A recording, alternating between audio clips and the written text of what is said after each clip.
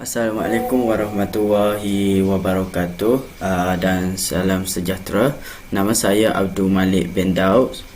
Nombor matriks 147363. Nama lecturer ialah Dr. Mageswara. Baiklah, hari ini saya akan membentangkan tentang modul yang dibuat oleh saya dalam untuk subjek PGT 201, iaitu Instructional Technology Practice, iaitu Gamification Based on Learning Strategy. Baiklah, ini merupakan modul pengajaran sejarah, iaitu berkenaan topik nasionalisme di Malaysia sebelum Perang Dunia Kedua bagi subjek tingkatan 4.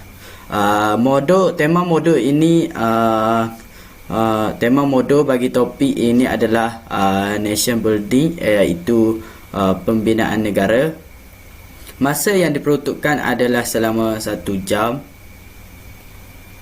Okey, learning objective ialah student can state the factor of the emergence of the nationalism movement in our country, di mana pelajar akan dapat menyatakan faktor-faktor yang menyebabkan berlakunya nasionalisme di dalam negara Malaysia. Okey, objektif yang kedua, student can explain the effect that occur as a result of the development of the nationalism movement in our country, di mana objektif kedua ini pelajar akan dapat menerangkan atau menyatakan kesan akibat daripada perkembangan nasionalisme di dalam negara Malaysia.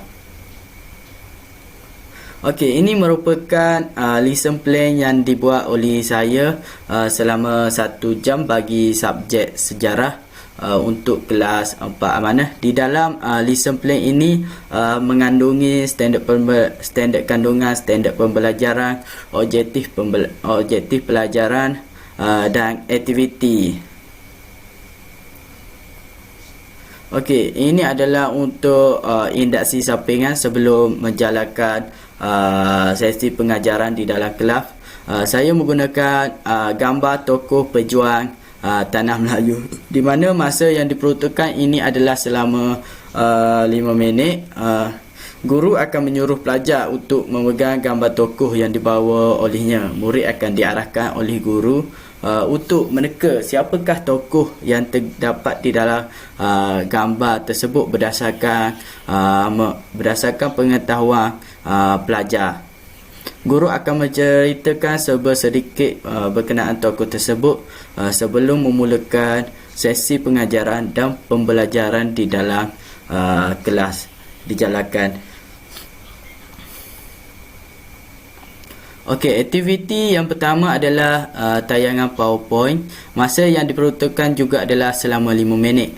Guru akan menayangkan PowerPoint yang dibuat berkenaan tajuk sejarah nasionalisme di negara Malaysia, yang mengandungi 2 bahagian, iaitu faktor pergerakan nasionalisme dan kesan perkembangan nasionalisme di Malaysia. Guru akan menjelaskan kepada pelajar berkenaan perkara tersebut dengan lebih lanjut. Setelah sesi penerangan dilakukan, guru akan menanyakan kepada pelajar sekiranya terdapat perkara yang kurang jelas ataupun tidak faham tentang perkara yang diajar dan juga yang terdapat di dalam PowerPoint yang direka oleh guru tersebut. Ini merupakan contoh yang telah diambil berkenaan slide yang direka oleh guru. Terdapat 6 slide termasuk juga kesimpulan. Baiklah, ini merupakan aktiviti kedua.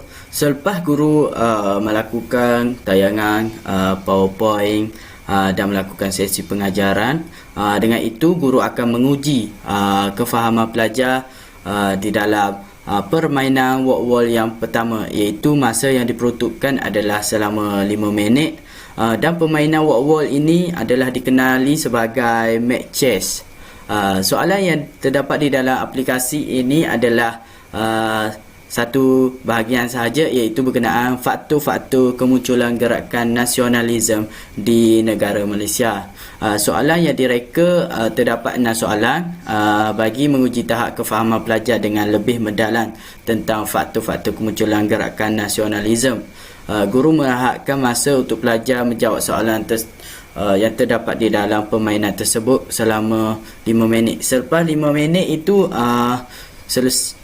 semua pelajar akan selesai. Dengan itu kita akan dapat lihat pelajar yang memahami dan juga tidak memahami, kerana selepas dalam permainan ini akan keluar senarai nama bagi pelajar yang dapat tempat yang pertama, tempat yang kedua, tempat yang ketiga, tempat keempat, sehingga 10 di tangga yang teratas.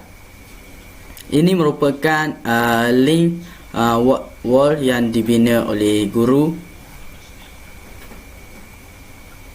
Okey, aktiviti yang ketiga adalah roda pusingan di dalam aplikasi wall atau dikenali sebagai random wheel. Masa yang diperuntukkan adalah selama 5 minit. Guru akan membentuk 4 kumpulan di dalam kelas untuk persiapan melakukan pembentangan berkaitan dengan pembelajaran, di mana di dalam kelas tersebut pelajar akan dibahagikan kepada 4 kumpulan. Guru telah menyediakan permainan roda pusingan bagi mendapatkan nombor urutan pembentangan untuk pelajar. Guru akan mengarahkan setiap kumpulan menghantar wakil untuk menekan skrin komputer bagi mendapatkan nombor pembentangan. Ini merupakan link wall bagi permainan random wheel yang dibina oleh guru. Setelah mendapat nombor pembentangan, pelajar perlu bersiap sedia, terutamanya yang mendapat nombor 1 dalam pembentangan. Okey, ini aktiviti yang keempat. Aktiviti yang keempat ini merupakan sambungan daripada aktiviti yang ketiga. Aktiviti keempat ialah pembentangan, dilakukan selama 25 minit, di mana guru akan mengarahkan pelajar untuk melantik ketua kumpulan di setiap 4 kumpulan yang dibina tersebut. Guru akan mengarahkan setiap kumpulan untuk melakukan pembincangan antara mereka, antara satu sama lain, bagi mendapatkan idea pembentangan yang berkenaan. Setiap kumpulan diperuntukkan selama 5 minit untuk menyiapkan isi kandungan bagi melakukan pembentangan. Pembentangan juga hendaklah dilakukan selama 5 minit setiap kumpulan, dan setiap pelajar dalam kumpulan tersebut perlu bercakap bagi untuk guru menilai pelajar tersebut. Setelah selesai aktiviti pembentangan, guru akan komen pembentangan pelajar berdasarkan aspek-aspek tertentu seperti kefahaman, sebutan, kreativiti.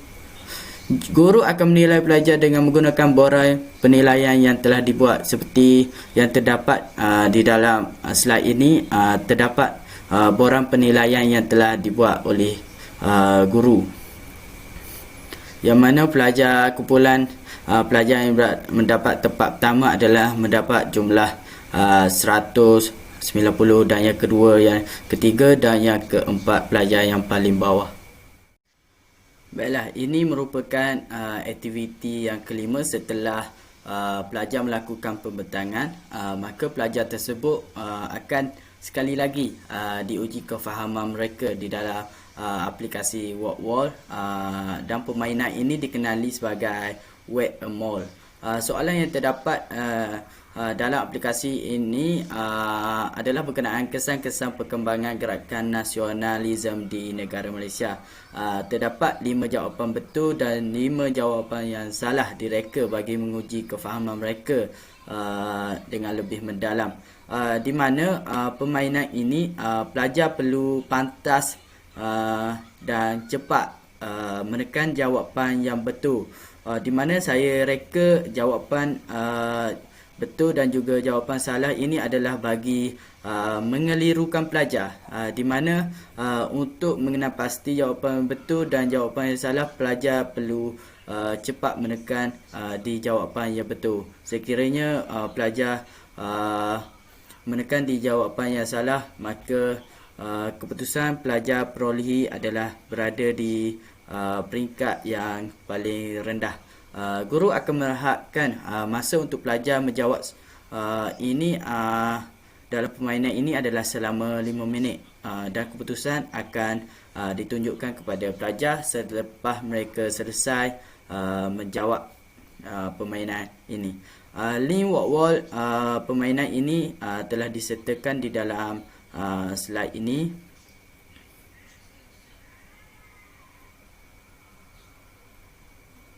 Untuk summary ataupun closing, guru mengarahkan pelajar untuk menyimpulkan perkara yang mereka dapat setelah mereka melakukan aktiviti pembelajaran tersebut. Setiap ahli kumpulan, iaitu seramai 4 orang, ketua ahli kumpulan diminta untuk memberikan pandangan mereka setelah mereka melakukan aktiviti yang dijalankan selama sesi pengajaran dan pembelajaran. Masa yang diperuntukkan untuk melakukan rumusan ini adalah selama 5 minit sahaja, bermakna 1 minit 1 orang. Rumusan di akhir kelas oleh pelajar ini adalah bertujuan untuk melihat sejauh manakah keberkesanan pengajaran dan pembelajaran melalui aktiviti-aktiviti seperti berikut. Okey, untuk assignment, terlebih dulu untuk memberikan assignment, guru perlu melakukan penilaian. Penilaian guru terhadap pelajar adalah berdasarkan pembentangan permainan dalam walk wall. Itu dapat melihat sejauh manakah pelajar mempunyai kefahaman yang tinggi ataupun yang tidak. Dengan itu guru dapat membezakan dan menyenaraikan pelajar yang tidak faham dan juga pelajar yang faham. Oleh itu guru akan memberikan 2 jenis assignment kepada pelajar sebagai tugasan yang perlu mereka siapkan. Itu yang pertama adalah tugasan soalan latihan esei yang berkenaan tajuk tersebut. Ini adalah untuk pelajar yang faham tentang topik pengajaran dan pembelajaran yang dilakukan di dalam kelas. Manakala untuk pelajar yang tidak faham akan tajuk yang dipelajari di dalam kelas ini, guru akan memberi soalan latihan subjektif sejarah untuk mereka. Kedua-dua soalan latihan ini perlu disiapkan dalam masa yang telah diberikan kepada pelajar dan dihantar kepada guru. Okey, itu sahaja untuk pembentangan saya pada hari ini berkenaan modul pengajaran sejarah bagi subjek bagi tingkatan 4. Okey, sekian, terima kasih.